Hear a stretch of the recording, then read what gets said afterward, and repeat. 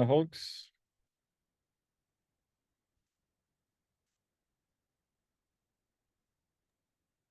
Hello.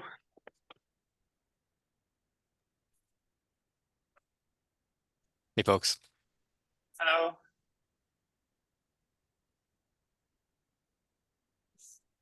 EU regulation.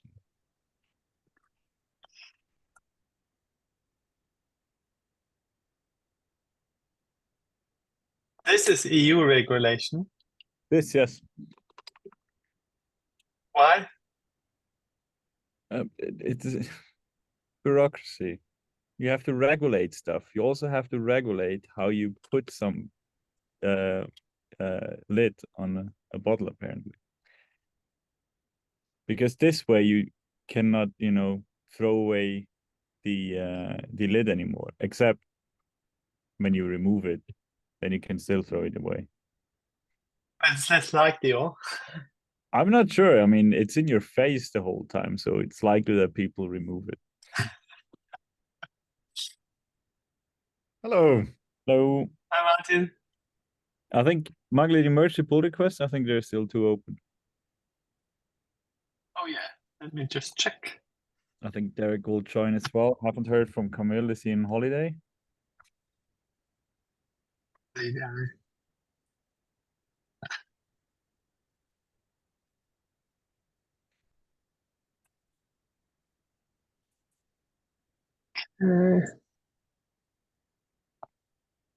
that one?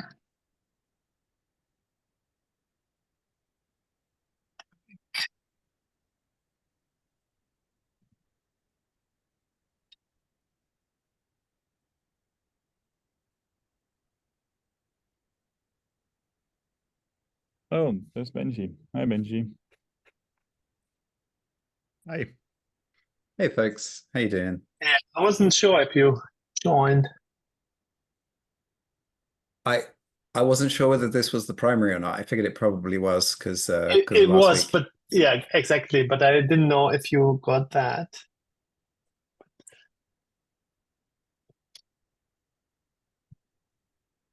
Yeah, I will later rename the files, but I decided to not interfere with people filing pull requests. Oh yeah, I never added myself to the agenda. I shall do that now. Yeah, can take over the host. Second.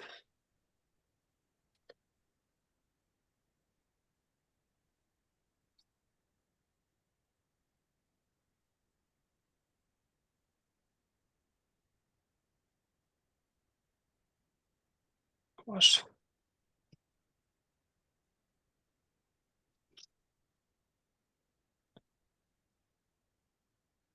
There's Derek.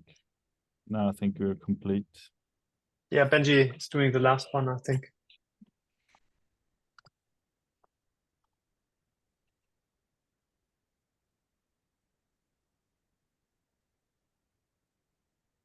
Yes, whilst you all watch me live. Wonderful.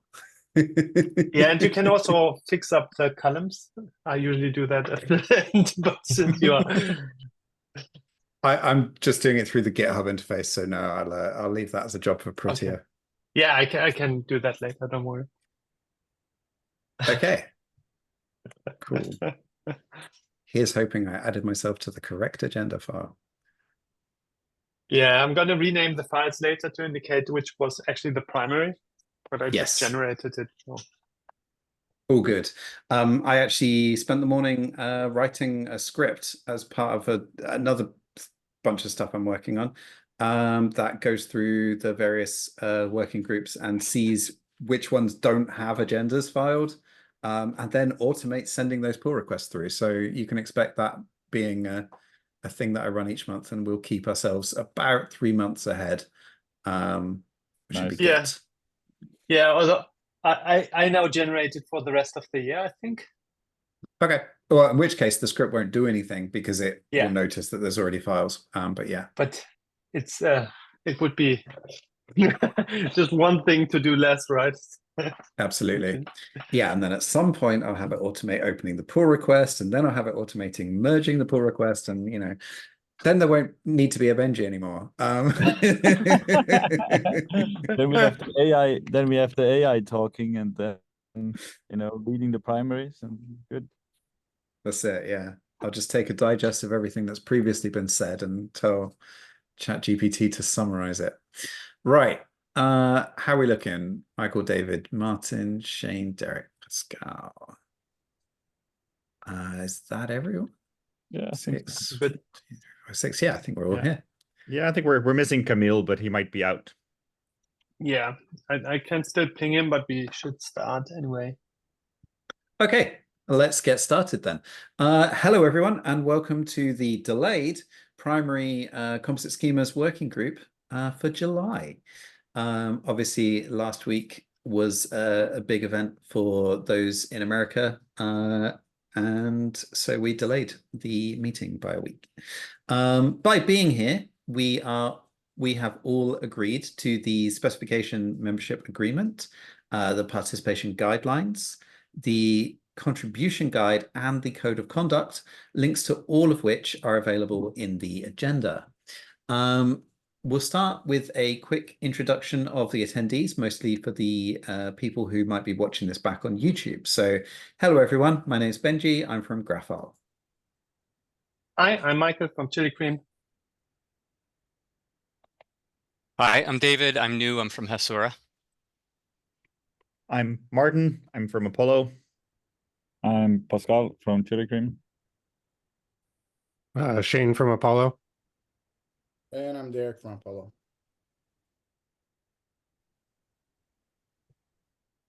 Fantastic, thank you everyone.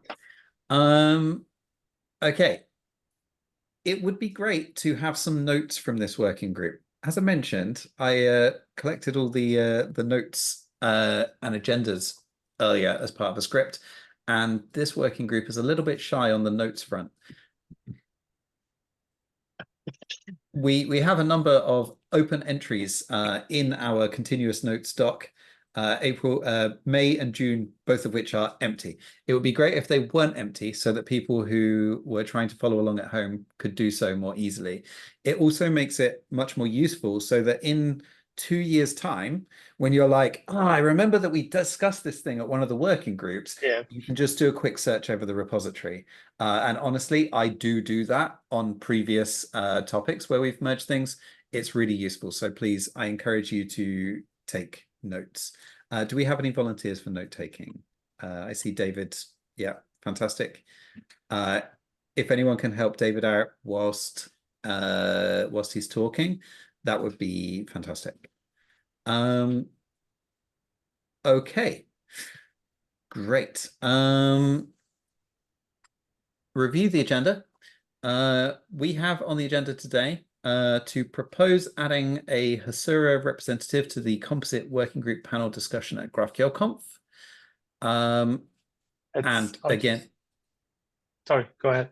And normally we also do a summary of the previously discussed things, which I think we need to add to the script so that it gets auto-generated into the agendas. Is there anything else that people would like to specifically talk about today? Yes, I thought that I added. Yeah, I think it's lost in merge, Pascal. Could be that I merged it out. That's a quick one today. No, I'm presenting the hopefully final version. Probably not, but with all the suggestions and changes of the field selection map specification. We can have a look and discuss a bit. We had some good talks and made some good progress. But I think that's all part of the summary that Michael will probably take over. Okay, I think it's probably worth calling out as its own topic anyway. Yeah. Yeah. Fantastic. And that also might be a topic that's worth, once it's reached unanimity here, taking to the main GraphQL working group to say, here's the sort of thing that we're thinking there. In particular, since it's a syntax, it might get quite a lot of interest from Lee, I suspect. Yeah, it's two things. I want to take the whole block lookup and the syntax in one go, because it makes sense to have it together, because like, why do we need the syntax? It's actually for this thing. And I already talked a bit with Lee on Signal and asked him about a couple of things, what his view is on specifying syntax and stuff like that in the GraphQL specification. And we're gonna do that once we have reached, I think, an agreement here that it's that we are happy with it. I think we first need to agree on what it should look like, and then we can finalize the specification text, because there's probably, over the changes that we have done in the past 2 months, quite a few of inconsistencies, especially in the validation rules. So let's have a look at that. Okay, sounds good. Let's circle back to that in a little while. Okay, so next thing on the agenda is to check our action items. There are no open action items. Good job, everyone. This may be related to there not having been filed any notes, and hence no action items having been filed, but you know, Yeah, good job anyway. Definitely does not mean we don't know what to do. Like, I think we have plenty to do still. Yeah, I think that's partly it. You don't need the action items because you're just working on it so much all the time. Yeah, it's so more like totally fine. It's more like the incremental working group at the moment, where it's really high iteration, lots of iteration, and a lot of detailed technical discussions. Awesome. It's good to have the note when someone contradicts himself, and you can say, you said actually this 2 months ago. For sure. Feels really good. But people can change their minds, so this is all good too. Okay, so what we normally do with agendas is if there's a shorter item, we tend to move it to the beginning to make sure that it gets time. And I know that our summary of previous meetings often takes a fair while. So I propose that we bring David's topic up front. Yes. So David, I'll hand over to you. Yeah, real quick. Hey, folks, I'm new and I'm just trying to get familiar with this working group. My paymasters at Hasura have asked me to raise the topic of getting a representative from Hasura on, I guess, the composite schema panel at GraphQL Conf. I'm told that Harsha Madhavan has sent an email to someone, maybe not someone in this group. I don't know. So if anyone has any guidance on this topic, how to get involved. I'm sure it's just a matter of bureaucracy, but if anybody has any guidance on this topic. Harsha should be the right person, no? He's on the marketing team that does the conference planning, no? Yeah, well, it's funny. So, you know, he asked me to talk to you folks. So he's at my company. So I guess I don't know, is there among the many, and apologies for the street cleaner that's going on behind me right now. It's great timing. But among the many documents is there a document somewhere that describes who's on that panel, I guess? Like so this group mainly does the technical discussions. Mm-hmm. Like the conference planning is done by Caroline, probably. Let me jump in here, Michael. Yeah. Yeah, and if this goes to another group, great. That's super cool. So yeah, okay, go ahead, Benji. So the panel was submitted through the RFC, not RFC, the whatever it is, CFP process. It's another TLA. And so the CFP got approved, and the CFP has, I think, whoever the champion was, whoever the person who's organizing it owns it. I don't, off the top of my head, know who that is. That's fine. But essentially, that panel has been allocated time. I don't think it's really down to the program committee to decide who is on that panel. That panel is a panel reserved for this group. So this is the right place to have the conversation around who is going to be on that. And really, I would say that the decision comes down to you as a group, but also to the person who submitted the thing. So I think that may have been Jeff. But yes, Jeff submitted it. Okay. And I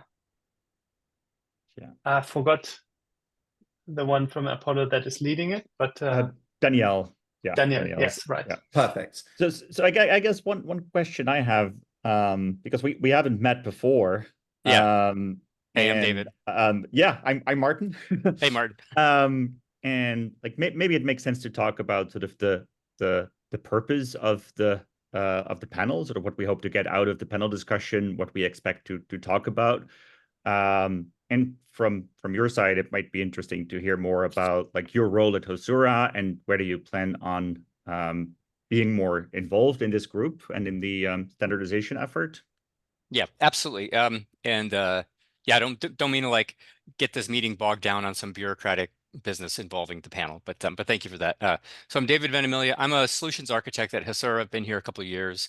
I'm also in the demand gen team, and you know, we have we have we want to be we want to collaborate in the schema composition process. We have some views on as you know, we've got some views on this subject. So you know, I drew the short straw. They said, hey, why don't you jump on this this committee? And I said, sounds great. So here I am.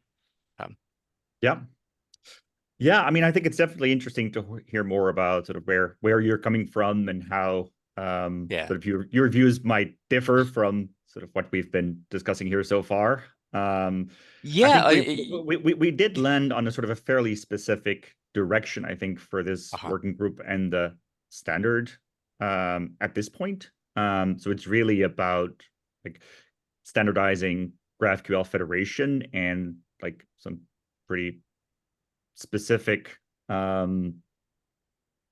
ingredients. So I like my take on the panel discussion was that it would mainly be about sort of an opportunity for people to ask questions and hear us talk about like the process so far and where we've landed on some of the topics we've discussed. If you have like something to contribute there and in the working group, I think I mean that would be my main question. I don't know sort of what other people's opinion here is, but I to be completely frank, I wouldn't want it to be sort of a marketing appearance. Like it's not really, yeah, it's not a marketing, it's more I mean, to be frank, I mean, so, and we can get into the weeds on schema composition, but so you know, Hasura we have a approach to schema composition, federation, and we would like to maybe gently steer this group somewhat in that direction, and that's why I'm here. Yeah. But that explains why you're here in this meeting, and that makes a ton of sense. Yeah. Like I'd love for Hasura to be more involved. It feels a bit early to talk about sort of participating in a panel discussion since you haven't been involved so far. That's totally fair. Let's put a pin in this. Yeah, we can absolutely put a pin in this. I think and real quick, you know, I'm an emissary from other folks who said, hey, David, go talk to them about this panel discussion. And my first response was, what panel discussion? What are you talking about? So I'm a little bit in the dark myself on this. So absolutely, we can put a pin in it. If I may. Go on. In this group, we haven't even decided who's going to be on the panel. So maybe the best action item for you is to start working in the working group. If a server wants to be involved, the best course of action is to keep coming to these meetings. And if we're active members in a month or two, and we gotta decide, okay, that panel's coming up in September, who's going to be on it, who's available, who can travel, and you've been an active participant, I think that's the best way to say, yeah, you've been involved now. Hasura has an option to be on that panel. But I think that's just keep coming to the meetings. That's probably my suggestion. That's a good answer. That works. Thank you. Appreciate that. We will need speaking on behalf of the scheduling committee, I guess, we will need at some point the final list of people, but I don't know what point in time that is. So I'll take that as an action item myself to find out when do we need the final list of names. So I'll figure that out and get back to you folks. But yeah, I think you can organize amongst yourselves, probably asynchronously, who is actually going to represent you on the panel. I will tell you the constraints. It must not be all men, but you've already got that handled since Danielle is being the moderator, I believe. And other than the moderator, there can be at most 4 people. So those are the constraints you need to work within. But yes, I leave it to you as a working group to figure out who your representatives will be, and I will try and get back to you on the actual deadline to choose those. The question, including moderator or? Yes, it's Danielle and 4 others. Yeah, so 5 total. All right, good. Okay, cool. All right, thank you for bringing that to our attention. Let's get on with what we would normally do, which is the recap of the previous meeting. So, Michael, I hand over to you. Yes, so the last couple of meetings, we still were working on the topic of lookups and everything that is related to that. Lookups, internal directive, the required directive, and all the things we were surrounding this. One of the main issues still is the field selection map syntax. Name is not finalized, so don't worry.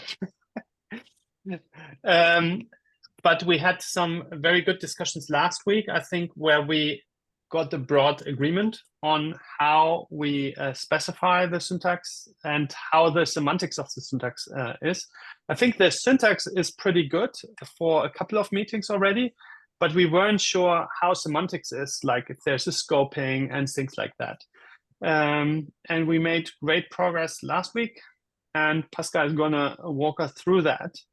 And I hope once we have this done, we can finalize the whole topic of the lookup topic, including required, and start on the next set of directives, which we think is will go quicker. Like this was the most complex thing. A couple of the other directives will be mostly lift and shift from what Apollo has already. And so we expect a quicker turnover. That's what we hope, at least. Yes. And with that, I can give over to Pascal, who can actually walk us through the current proposal. Okay. Let me share the browser. Do you see something? And this is by any chance the Appendix A? Yep. Awesome. Yep. Very good. So I have reviewed and answered most of the discussion points that are open in the appendix file. There's still a few open in the examples file, the other one. And I've merged most of these suggestions in. It's a few typos and a few good points, especially the one with the root. Let me go through it later. And I've also restructured the documentation. Oh, that was wrong. Restructured it a bit so that we do not longer have a fixed length of lines, because that's stupid, as I found out, because if people start to edit stuff, then the diffs will be incredibly hard to maintain. So now we have a proper specification document. Good. Introduction is still the same. I've added this scope thing, this scope section, which we probably have to rewrite a few times, but essentially what it talks about is what you proposed as a comment, Martin. It's that we have to differentiate between what scope this is, because beforehand it was written that the field selection map always refers to the return type, which is wrong. So now we have these two cases, for example, when you use is, then the field selection between the argument fields and the return type. However, when you use required directive mess between the argument fields and the object type, which the field is defined in. So that's basically this small section. This scope we may or may not, can use later as well to describe how the new syntax works with the scoping, but later more to that. Then this is, I really like the way that you presented your proposal last time, Martin. So I tried to somehow get this in.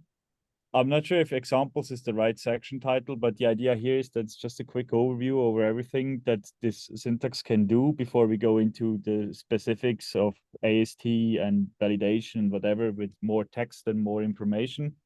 So this is basically your examples, but with a bit of more text around it. Actually, it's just not as a comment, but as text. So what can this syntax do? We agreed on that it can select fields if you have a scalar. It can, for example, here you map weight to weight. You can also map shipping weight to weight if the name is different. And what you can also do is you can drill into and you can map deeper structures, like, for example, if weight is under packaging. Now, what we can also do is we can map complex object into inputs. That's what we do here with this syntax. There is actually, there is a shorthanded syntax for this. When we have the same field names, we can basically just reference to the output field names, and then the input field names will be inferred. If you have to rename the fields, then you have to annotate them if you have an object. Otherwise, we don't know what to do. Good. As a content example here is that we do not allow to map dimensions directly, even though it has the same structure. That's something that we don't want to do. We want to be a bit more explicit. This would be something that we may loosen up later, but we'll first want to see how this works. Now, you can also drill into the object. For example, dimension input is basically width and height, but the dimension is actually in a nested field in this case. So what you can do is you can specify the path to this field. So you want to map width with dimension width and height with dimension height. There you go. And if you have a different exactly. It doesn't, the path doesn't affect the structure of the field. It just is a pointer to a field. Now, what also doesn't affect the structure, but makes it a bit easier to define, is that you can now prefix these selected object values, that's how we call the node, with a path. And everything in here is now scoped to the return type of this path. So that means, for example, if you have a list and you want to map lists, then you can, like you do an array map in JavaScript, you can do dimensions dot map, and then you can basically remap them. What you can also do is, if we scroll down a bit, you can do the same thing for objects. So when you want to map dimensions here into an object, you can basically say dimension width and height. And this basically means that, I don't know if we have a full example. We do have in the more detailed examples.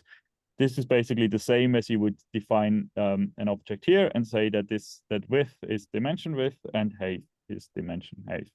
The reason why we do this is because especially when you have more complex mappings, it could be that it's going to be tedious to write this all down. So we searched with a way to do this, and Martin came up with the idea that we basically just reuse what we have for lists and just make it available for objects too. We really like this idea, and now it's specified as well. Exactly. Any questions so far? Good. The language section also has seen a bit of love. This now makes sense, I believe. Please verify it if it really does. I saw that, Shane, you commented on this. This was a very good catch that we could not do this. Now we can. And that I saw that you proposed something, but then also wrote that something doesn't work. So I just took the one example above, which I proposed before. So if someone has a better idea than this syntax, feel free to contribute to this AST specification. Exactly. So nothing changed here, nothing changed here. What has changed though is this section. Basically, before here was just written that we want to only use the syntax for lists. Now it says that you basically can scope any path. And what you can do is, there's still the list example from before, but we also now have an example for the paths.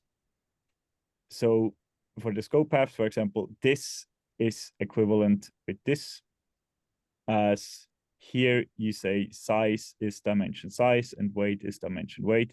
And if you scope the whole thing, then you have size and weight, which is the same thing as the... Yeah. I think something is missing in the second one, like the size label, because the first one generates like an input object with a size label, and the second one, or does it? Isn't this the same? Because this would be... Oh yeah, I misread it. Sorry. Yeah. Yeah. Yeah, it's the wrapping starting braces on the first one that Exactly. And you see an object. Even in just example, even in a small example, it already looks a lot more compact. And what we see people use with federation can be way more complex than what we have here. So this should help a bit to make this easier and more approachable, especially when you now have in dimension. Maybe we can add an example for this too. When in dimension, you reference another nested object that you want to select properties for. So you do not have to go through each property through all the paths. You can basically just scope it, and then it's a very concise representation. And to pick up Benji's mention here, he said that could go in a preprocessor.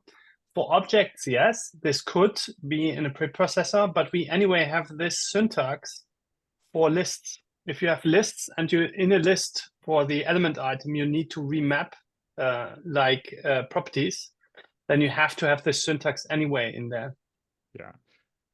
And then the scope needs to be an individual element. So you can't just have an arbitrary path in there. You are mapping individual elements of the list. So that's where the scoping rule comes from. And what do you mean with the underscores, Benji? Sorry, I've been doing a little bit of a stream of consciousness in the chat to come back to once we're done. Okay. Yes, so the double underscores was I don't know whether you want to exclude introspection fields, but let's come back to that at the end, because these are all like minor notes as you go through it of things that may warrant a little bit more thought, but it could well be that you've already thought about them and it's totally fine. Okay. Yeah, I mean, to finish it off, I don't think that, I mean, the validation rules are still the same. That's what people have read anyway. I just published this to the pull request. Probably all your comments are now in the wrong place because I reformatted the document. Hopefully this will not happen again now. But this will also make it a bit more easier to work on the specification in the future. Yeah. So I think we can go into the discussion about this. Should we start from the top? Do you want to explain your stream of consciousness? Oh, sure, absolutely. Before we do that, could you show me the you referenced the list paths? Could you show me that bit? I didn't. Yes. I may not have been looking at the screen at the right time. Yeah, don't worry. I'm still not used to. Oh no, I'm still in the appendix, because this usually is one file, but when I compose it, it's one big file, one big page. So I always scroll past where I actually want to be. Okay, so let's go. Too much. No, it's here. It's very good representation. So this is a list path, and what happens here is that we have a position input which has the input fields lat and lon, and it has there's an output type which is called coordinate with x and y. So what we have to do, and we tried several things. It's really hard to do this without having a scope. You know, when you do it in any programming language and you want to map this, you need to have a scope. JavaScript has the scope as well. And what we do here is basically we say that the coordinates in the input are actually the coordinates in the output, but we have to reshape it a bit. And that's where the syntax was in actually since, I think, the first version of the path syntax. And it's there anyway. The only thing that we do is we say it's not only allowed on lists, we also allow it on objects. So it's there. We can just use it. Okay. Yeah. Cool. That makes sense. All right. Yeah. Otherwise, it would be added complexity. But since we have it already, it's. Yeah, we did some prototyping, by the way, to give some history. We did some prototyping with prefixing the field names here, and then say that you actually want to be in the scope. So I'm not sure if the discussion in Slack made into here. No, obviously it didn't. Because I took it out. You had an example actually, Martin, of what we discussed in the Slack before, but I took it out because it doesn't have any relevance in the specification. But what we did before was that we could say that we just prefix with a dot, and then we would say that this is scoped to the parent type. But then Martin proposed that we just use this, and it actually makes sense because, as I said, we have it anyway. It's just that it's not a list in this case. And it makes it more, like, makes sort of unambiguous of what the scope exactly is. If you go like several paths deep, for instance, it's clear. Like the way I look at it, it's sort of like an operator. Like we have two streams. Like we're constructing an input object in this case, but we have expressions that refer to fields of another type, like an output type. And I think all of these syntactical elements, like the object literal construction, the path syntax, they all have a fairly clear sort of inputs and outputs. And what this does is it maps the larger object or list to it's basically it is a map operation, both in the case of lists and in the case of objects. Yep. And yeah, by the way, also sorry Benji for interrupting. There's the counterexample why we need the scope for lists, because this wouldn't make sense. You know, if you want to actually map this array and then you specify width, dimension width, and height, dimension height, what does this mean, right? Is this the scalar product of it, or things like this, right?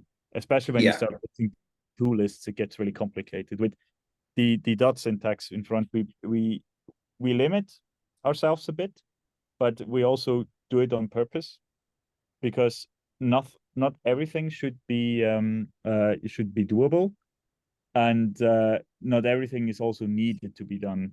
For example, referencing something from the parent scope, then you can just rewrite everything into not the dot syntax, and then you have the freedom of choice again. Right? So that you've preempted my next question. I was trying to come up with a use case for this, but I was thinking if you were for example, you queried, let's say, like an organization, and you wanted the members within it or whatever, and then their IDs, and you're mapping over that, but you want to turn that into a thing where organization ID and user ID are next to each other as an input to this thing. A, is that something that you would ever need? And B, if it is something that you need, how would you, inside of a list, go back up a scope?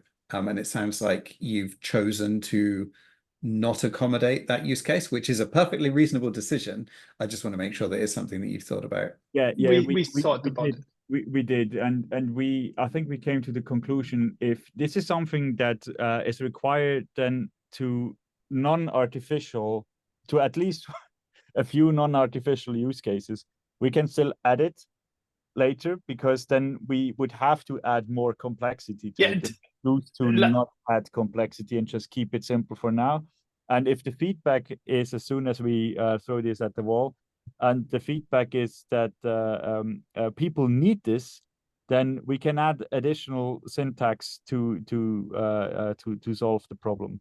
We thought a lot about variables and such. Exactly. And we want to keep them out of this to have the possibility to use these things later. So for example, at some point, it might make sense to introduce something like a context object or whatever, which would then be represented as a dollar, just a variable syntax, right? And we don't want this in now or any other more complexity, just because we want to have the freedom of choice to do whatever once we need it, because we will probably need some more additional stuff for this. Yeah, this is version 1. This is version 1. But like how we would grow this is with variables, and then you could have something in there. Have you considered the interaction with one of? How do you mean? Yes, we did. Right? Yeah, we did. I think. Yeah. So yeah, the usage was one off. Yeah, we looked at that. We have a example. Let me search for it. That you mean in the list? So if you have like a one-of input type and you're trying to do a lookup for that, how would you populate it? Yeah, so you can use. So let's start how you would just simply do it, and then we can go into more complicated cases. That was a bit dumb because there's obviously a lot of pipes in here, but I'm searching for a very specific pipe. Searching for this one. You can have 2 selected values. And that means that in case of a one-off, what you can do is you can do this. Perfect. Yeah, that makes sense. That answers that question. All right, great. Let's work my way through my stream of consciousness then. You could have searched for one-off, Pascal, because I could have. So that pipe is for also for the abstract types, right? Yes. Or one-off, but yes, the idea is that when you have abstract types unions in the output, then you would need anyway one-off. Because there is no union in the input. You don't need it. You could map it to the same structure, yeah. Yes, but if you want to have the same model, then you would need to have something like one-off. This could be one-off, but it doesn't have to. Yeah. Actually, this probably isn't one-off, but you see that with nested, it's possible as well. So just think that this would be movie, and then it would be also a nested product, and then the one-off is there. Yeah. Right? Yeah, it also doesn't have to be one-off, right? It could be any arbitrary input structure that you want to fill. yeah, so something like for requires, right? It can ask for a required abstract field, right? And that's where it actually fell. On the pipe syntax, I think Lee would encourage you to also allow a leading pipe character. I'm not sure whether it matters here because I don't think you worry too much about text wrapping. These expressions seem to be one line, but if you do allow them over multiple lines, it's something worth considering. Yeah, we do. I think if you want to have them more readable, we talked also about language service support and things like that. And if people write more complex expression, they would use the triple quotes, right? And have the block text in the schema probably. I think we might have an issue with list though. Yeah, I think that gets in more into what we discussed before again, like an AST parser for this syntax could take that into account when it's reading a line, but the spec itself doesn't need to allow that for this, because the spec is saying the entire string, like the entire string would never have a leading pipe. That would be invalid, right? Like if we looked at the entire scope of a string, not a single line break of a string, because that's not what we're discussing for here. In unions in GraphQL, you can just say like union A equals pipe B pipe C, for example. It's okay to have the pipe straight after the equals. Here you miss the thing equals and you just start there. So having a pipe at the beginning, if you can have A pipe B, then you should be able to have pipe A, pipe B, is what I'm saying. What's the reasoning behind that? Like, what's the use case in GraphQL? It's just so that if you render it over multiple lines, the first line can also have a leading pipe. It's just to make it more to have the just to have that formatting yeah. line up. Yes. Exactly. It's basically, it has no functional Yes. implication. It would just, the That's parser it. would just basically throw it. And The reason I raise it is purely because the selected value definition at the moment doesn't allow for it, and it potentially should. And I think you just add another line with the pipe at the beginning, and you're golden. So again, just raising it because I've noticed it. Examples I don't think should be have a top level header. Just double asterisk it, I think, is what we do in the GraphQL spec for like examples blocks. You have this one example section. Just for consistency. I was wondering with the like path expressions, like you had packaging.wait at one point. What does it matter if packaging was to be null? Does it matter if packaging was to throw an error? What would the interpretation of that be? Is that well specified? So this part just provide the general mapping syntax, right? Like the runtime is not defined here. We have to define the whole runtime semantics. Okay. Yeah, I would say if it, I mean, just something, if it exists in the result type, we probably try to map it. So, you know, if you have the pipe syntax and there is a product with a nested field like product.id or movie.id, if we find product and it's null, it's probably the first match, but that's something that we have to, I guess we have to also figure out and specify. It's a good point. Okay, perfect. What we have, we've already we have in the validation rules is that, sorry, that the types have to match, but execution is a different thing, right? I agree. Yeah. It's a whole different section we have to talk about. Problem for another day. Lovely. We've already covered what I was saying about dimensions.width heights, but I will just mention it again. When I saw this and not factoring in the lists, which is a good justification for it, it looked like this would be a good thing for a preprocessor. Generally, it's better that there's one way of doing things, and this gives you two different ways of expressing basically the same stuff. And I think it would be good to have like a canonical representation of things. So in a canonical representation, other than for lists, I imagine that this would actually expand, but this does definitely look more convenient for writing. The next thing that I mentioned was you've referenced field name and type name in one of the expressions, which was a nice way of giving more context of what those individual names actually mean.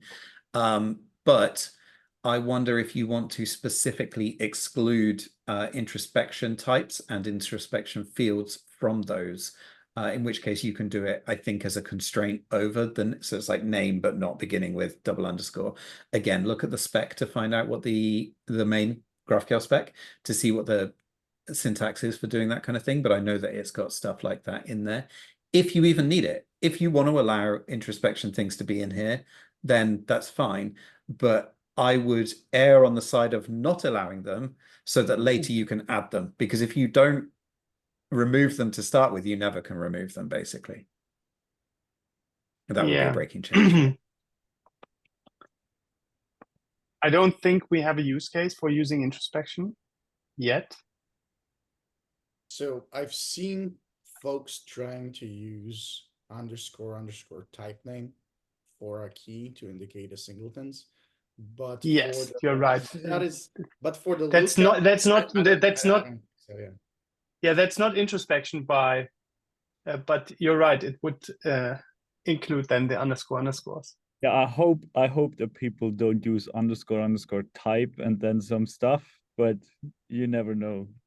But that also only would work on the root, right? Otherwise, you would have to go up.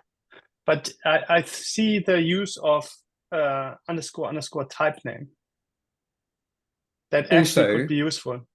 Just keep in mind that double underscore is reserved by the GraphQL spec. So we may add other stuff at any position in future. So we've talked about like double underscore fulfilled, for example. Matt raised that as a thing, as a representation for fragments having been completed. So it's better to basically block off everything that starts with a double underscore and then specifically allow the things you want to allow than it is to just allow everything. But how would you that we would do in the validation, right? We would say the name is the name, but then in the validation we just disallow everything apart from underscore type name. That I think is probably the correct approach, yeah, or even execution if need be. But yeah, I think validation is probably the right place.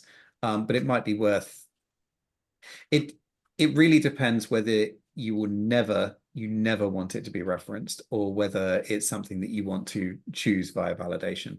I think validation is probably the correct decision there.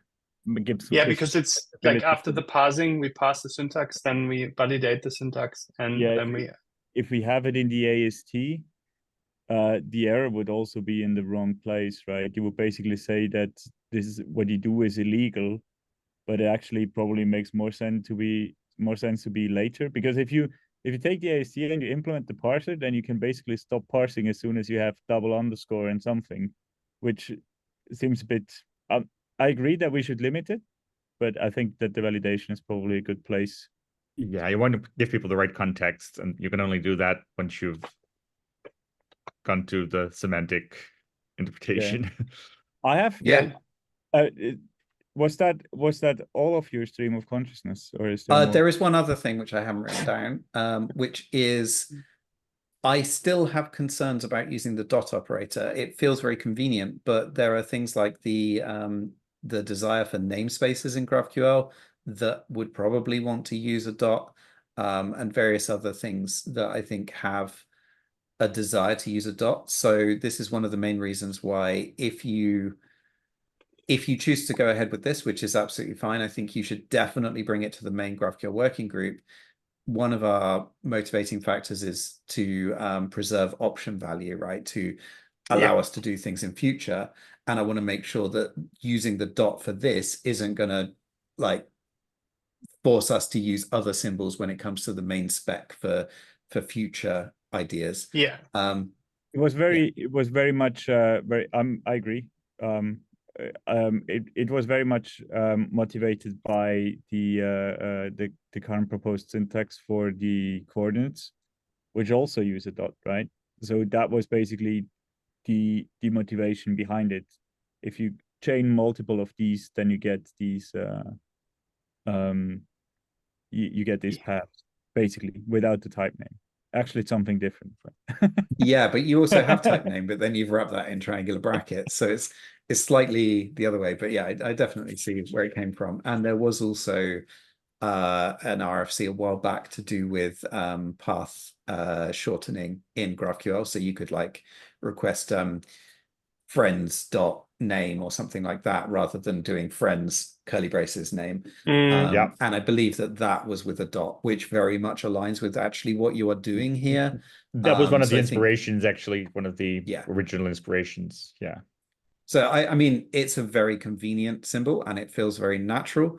So I definitely understand the desire to use it, but it is also one of those characters that is so desirable to use that I think we might want to reserve it for something in the main GraphQL spec. But again, that's just a point of caution. It's also like encased, right? It's not in the main syntax, because it's always like in a string in a directive. It's always. But yeah, it's always unless. Sorry. It's always also query syntax. So I hope that namespaces wouldn't influence how you write queries. Well, if you were to namespace a field, for example, by putting a dot in it, then that would now be a field which would have a dot in it, and thus your syntax here with dots in would be ambiguous. Yeah, but there could also be a colon for that. Let's bring it. So we bring the whole package, I think, probably in August to the main working group. This needs a bit more polish. Like also the rest of the directives need a bit more polish, and then we gonna go with that in the main working group and discuss it there. So we have 7 minutes left of time, and I just want to, because during talking here, with the very good points you raised, Benji, I actually thought about one thing which could be a problem. I just want to raise this so that everyone can think about it. What do we do with lists of abstract types? That's a problem, because the current syntax wouldn't allow you to do this, right? When you map a list and you have to say that it's either a movie or it's a product, and you want to do different things based on this, then we can at the moment cannot do this, because you can only say I want to map the list this way or this way. So I was interested that you didn't use square brackets to represent the fact that you're traversing a list, because I felt like that would be a valuable thing. I know that in GraphQL queries we don't, so like it's entirely reasonable not to. But maybe using the square brackets as like a container for your expression would make sense. So like something dot open square bracket, and then your expression goes in here and then close square bracket or something. That's a very good idea, because then basically we would have a differentiation between how lists are mapped and how objects are mapped, and therefore we could also do funny stuff with nested lists, because that's also a topic that we have put on hold because we thought that most likely this is not needed anyway. Yes, and that would make it also easier to validate the syntax, right? You always know the syntax expect list here. And then within in the brackets, you have actually the object brackets if it's an object in the list. Yeah, I like the second example here from Benji. I don't even think you need exactly to dot that. it. So the square brackets around the whole expression. Yeah, that's Yeah, I like that also.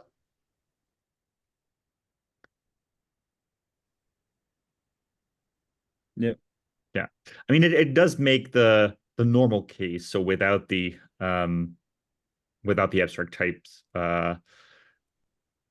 a bit more complex, because you now have like two types of brackets nested every time you do like a list mapping.